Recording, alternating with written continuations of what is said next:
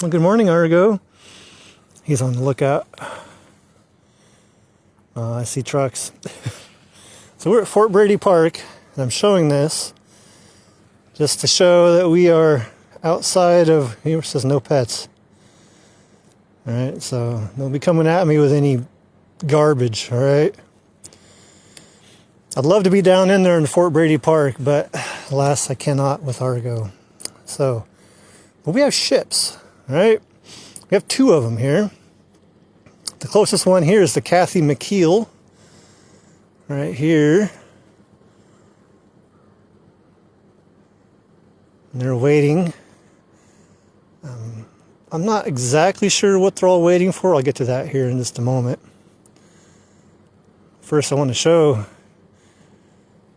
the ships. A lot of stuff in the way, I'm sorry. There's Kathy McKeil. And on the other side, right there, that's the Tregurtha. You can zoom in enough. So there they are. Of course, the Tregurtha is the biggest ship on these Great Lakes. It's good to have them up here. And boy, they had a battle getting up here. Let me tell you, it took them hours to get around Nebish Island yesterday. Whew. Man.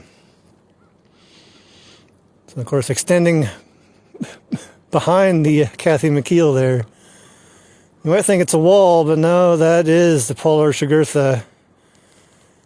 And you can just kind of see where the bow would be through all the trees and nonsense there. I might head down just a little further to see if we get a better look at the bow here once I get done yammering. So, I'm not 100% sure what's going on because I fell asleep last night. I was out, so I did not make it for the opening of the locks. But Dirk S. Van Eckevoort and Edwin H. Gott, they're out in the lake past Whitefish Point. And John G. Munson is stopped just above the locks, kind of just south of Algoma Steel there. So I don't know why. I don't know if it's ice or what. My guess is it's ice, but it's literally just a guess. And then I'm assuming that that is why they are still here. The Tregurtha and the Kathy McKeil. I heard a really loud whistle when I was walking up here. I don't know who it was. But I don't see the Katmai Bay, so I wonder if that was the Katmai Bay heading down river. So that's my all speculation, right? I wouldn't even say it's a good guess. It's just a guess. So got some stuff going down there.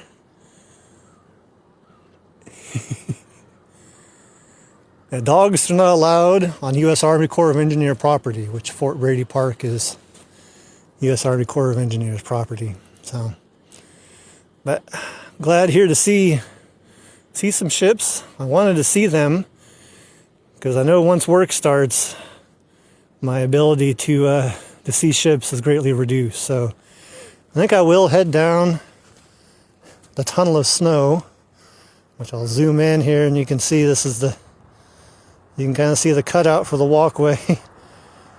I'll head down there, see if I can't get a better view of the bow, or maybe I can get a better view further past that building there. We'll see. But I'm going to try to be back. So hopefully that'll be in just a second.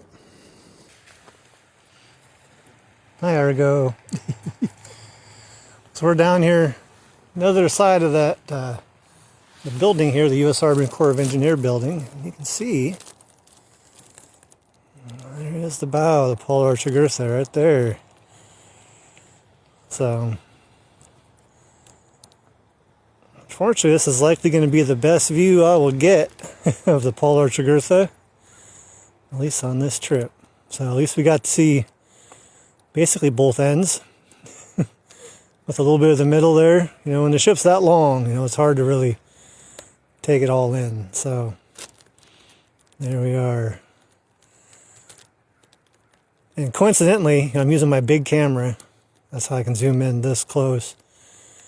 Just between those two clips, there's enough additional light from the sunrise that I had to turn the sensitivity down quite a bit. So just a random little nerd note there. There they are. There's the polar Tregurtha. We got that camera on the bow there. And a little spot to hide there from the weather. I believe there's stairs or a ladder there, I believe. Assuming all these footers are the same basic kind of layout.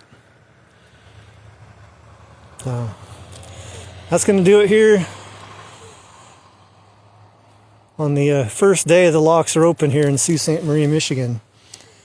I'm going to carefully walk back home. There's lots of ice. You might be able to see some shining there on the sidewalk. We're going to get on with the day. Right, Argo. Yes, he found the ships. Now he just wants to do more sniffs. He's a good boy. All right. We'll be back.